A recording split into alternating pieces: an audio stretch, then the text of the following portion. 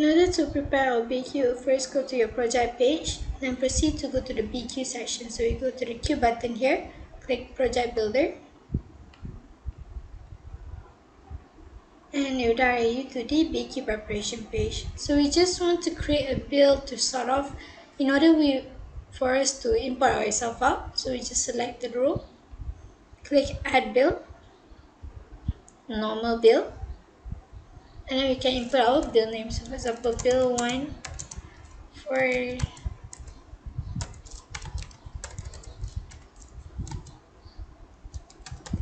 our A. Okay, so do take note on the build type. There is few build types that we have over here. Standard is just a normal BQ, and then preliminary. So in terms of preliminary, let's say you have preliminary builds, then you'll be using this preliminary build type because it will allow you to set the initial recurring and final payment at the post-contract stage. So in my case, I'll just use a standard build, click save, and then I will have my build over here. So now we want to import our Excel file. So let me open up a sample Excel file over here. Okay, before we can import our Excel file, there is some slight adjustments that we want to do to our Excel file. So what we do is we delete this whole row here.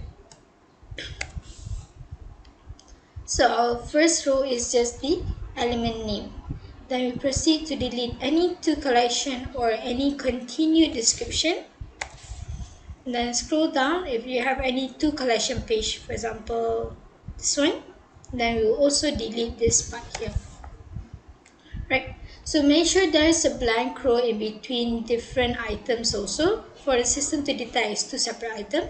Make sure everything is actually unmerged, and then make sure all the different sheets have the same column in terms of your description in C, your unit in D, your quantity in E, your rates in F, then the other also is the same.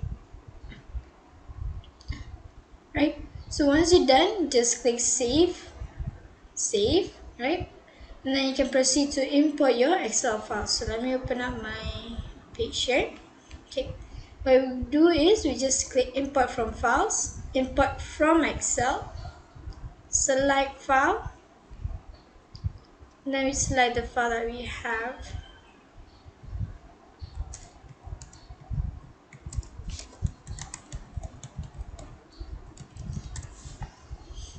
Right, so here is where we're going to match our columns. So we have C to C, D for unit, E for quantity, rates for F, and then just click import. And the system will generate all the elements that you have inside your bill. Select all, rates and quantity, click import. So you just double click into your bill. You can see all the elements name over here. Double click again, you will see all the items along with the unit, the quantity, and any rates also.